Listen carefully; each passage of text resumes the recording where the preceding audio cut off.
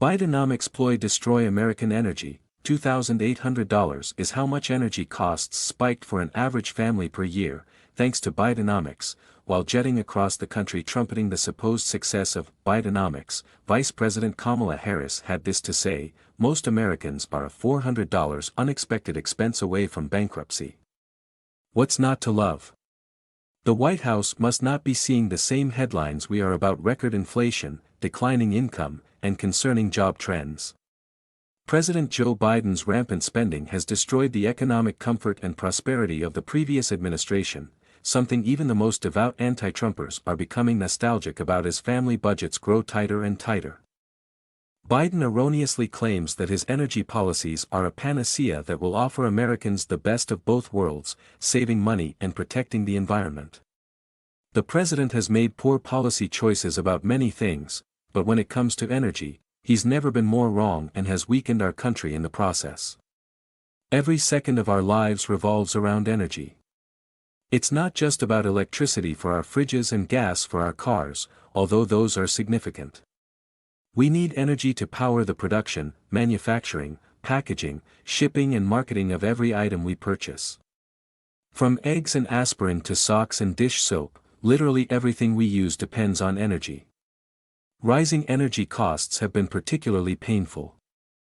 Biden wasted no time declaring war on fossil fuels, tightening regulations on fossil fuel producers, bloating the federal bureaucracy with a whole-of-government approach to climate change, and forcing green investments on public pensions at the expense of return on investment. Wind and solar energy have always turned out to be more expensive and less reliable than fossil fuels.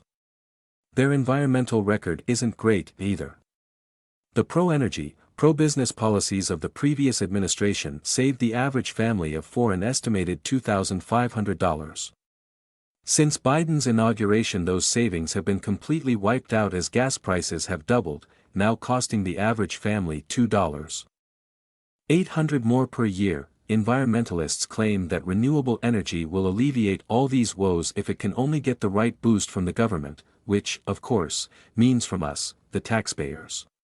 Video like his Democratic predecessor Barack Obama, Biden has boldly claimed that green jobs will kickstart the economy and save America, that all we need to make wind and solar energy viable is a little more money from the federal government. Not surprisingly, it's too good to be true. In the 2010s alone, the federal government dropped over $200 billion on energy subsidies. Wind and solar companies receive over $20 per megawatt hour in federal subsidies, while natural gas receives just 25 cents.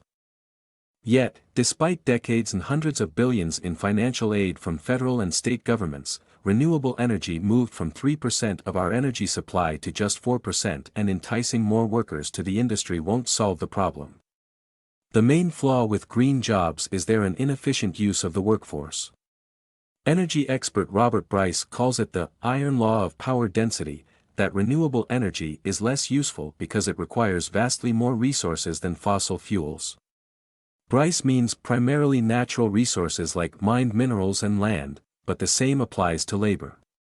Wind and solar require significantly more workers per unit of energy created than fossil fuels and nuclear. Imagine pulling up to a drive-thru to order a burger and discovering your food is agonizingly slow to prepare and 12 times more expensive, not just because of inflation, but because 12 workers were required to put a burger together.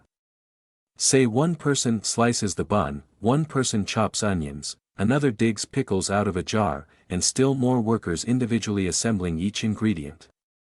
You would probably drive across the street to a competitor the next time you need a quick bite. This is the problem with Bidenomics. You pay more for less efficient and less reliable service.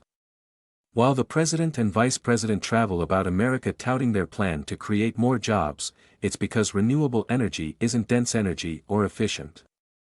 Video, for example, launching 50,000 green jobs in Spain costs $38 billion, over $700,000 per job. That massive cost to taxpayers meant Spaniards had less money in their pockets to spend on essentials, let alone to invest for their families' futures, give back in charity, or put toward education and personal betterment. Eventually, the burger analogy falls apart because when it comes to energy, you can't just switch brand loyalties or pack a sack lunch instead. Our lives revolve around and are impossible without energy.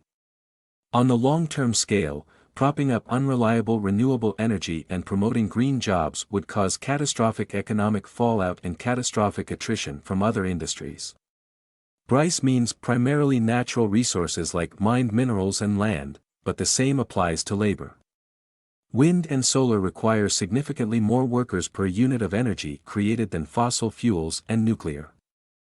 In Biden's fantasy world of renewables only and zero emissions, only the wealthiest of the wealthy would enjoy the luxury of constant electricity, easy transportation, and affordable goods and services. Unfortunately, that may be the goal, not the consequence, at least if you listen to Biden advisors advocating for a liberal world order. Unfortunately, it seems serving the American people isn't the Biden administration's priority. Otherwise, it would unapologetically support the affordable, reliable energy resources produced right here in America, oil, natural gas, and clean coal, that can return our nation to economic prosperity.